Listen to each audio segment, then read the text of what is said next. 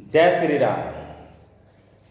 आज मैं आपके साथ चर्चा करूंगा ये 41 जिंदगियों को बचाने वाले देवदूत रैट माइनर्स के लिए। रैट माइनर्स क्या होता है, रैट माइनिंग क्या होता है, कैसे होता है, क्यों होता है, कहाँ कहाँ होता है, इसके अच्छे परिणाम क्या क्या हैं, इसके दुष्प्रभाव क्या क्या हैं, इस विषय में मैं आपसे चर्चा करूंगा।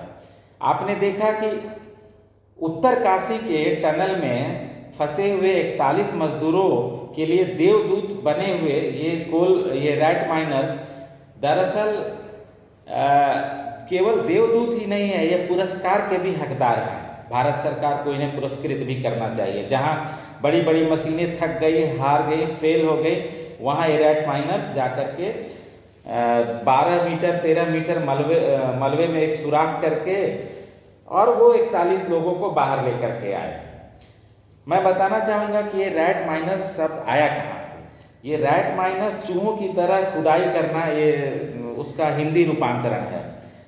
लेकिन जब बंद पड़ी कोयले की खदानों में मेघालय, छत्तीसगढ़, झारखंड, इन सब राज्यों में बंद पड़ी, जो सरकार ने खदानों को ऑलरेडी डिक्लेयर कर दिया है, घोषित कर दिया है कि ये खदानें बंद है, वहाँ जाकर के अपना जीविका चलाने के लिए कोयला खोदते हैं। कोयला खोदने के लिए इनके पास सरिया, कुदाल, हथौड़ी, छेनी और फावड़ा, यही सब होता है। और वो कोयला खोद करके छोटी छोटी केव, छोटे छोटे होल बना करके कोयला निकालते हैं और निकाल करके अपना जीविका चलाते हैं।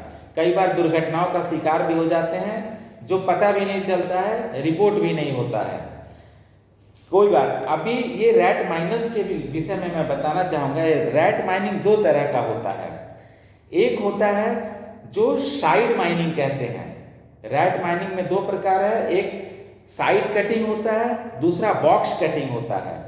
साइड कटिंग में कोयले की बंद पड़ी खदानों में गैर कानूनी रूप से कुछ लोग प्रवेश करते हैं और ये छोटे छोटे छेनी, हथौड़े और टूल्स की सहायता से साइड कटिंग करके कोयला निकालते हैं, जमा करके बाहर निकालते हैं और बेचते हैं। इनसे इनका घर परिवार चलता है।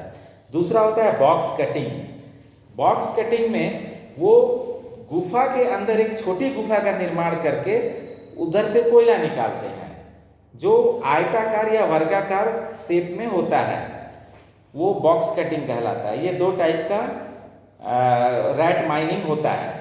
ये दोनों रैट माइनर्स जो हैं, ये भले देवदूत बन गए हों, 41 मजदूरों को पुनः जिंदगी देने का इनको श्रेय जाता है। लेकिन सरकार ने, एनजीटी ने, नेशनल ग्रीन ट्राइब्यूनल ने बैन कर रखा है रैट माइनिंग कोयले की खदानों में।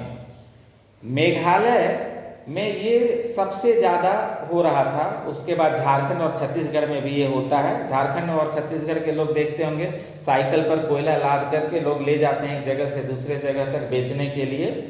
रात में जाते हैं, वो रैट माइनिंग करते हैं, कोयला निकालते हैं और फिर दिन में वो दूसरे जगह ले जाकर बेचते हैं, उससे उनका जीविका चलता है।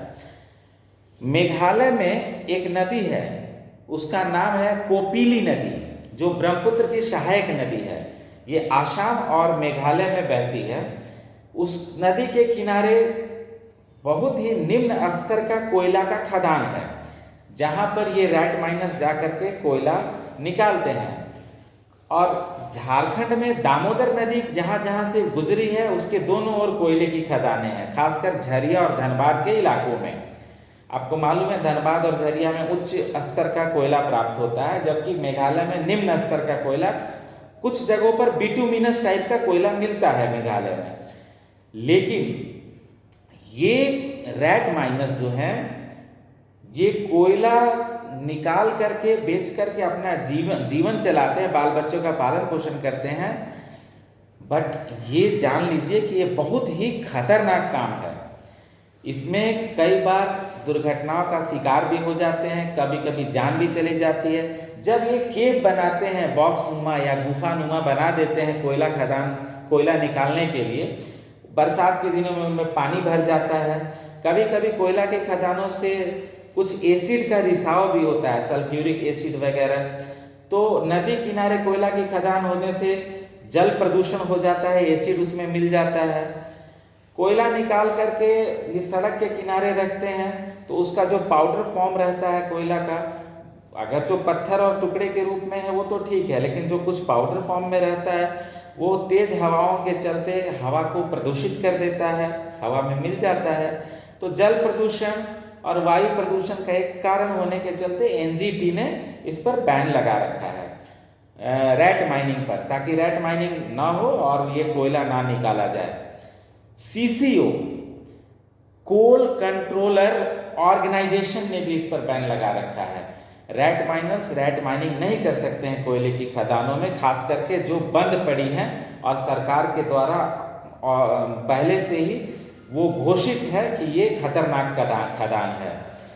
इस प्रकार आप देखेंगे कि रैट माइनर्स कहीं जा कर के विश्वविद्यालय में ट्रेनिंग नहीं लिए, ये प्रैक्टिकल प्रायोगिक रूप से काम कर कर के छेनी हथौड़े और फावड़ों के सहायता से इन्होंने केप बनाना सीख लिया, सुराख करना सीख लिया और आज 41 जिंदगियों को बचाने का श्रेय भी इन्हें जाता है।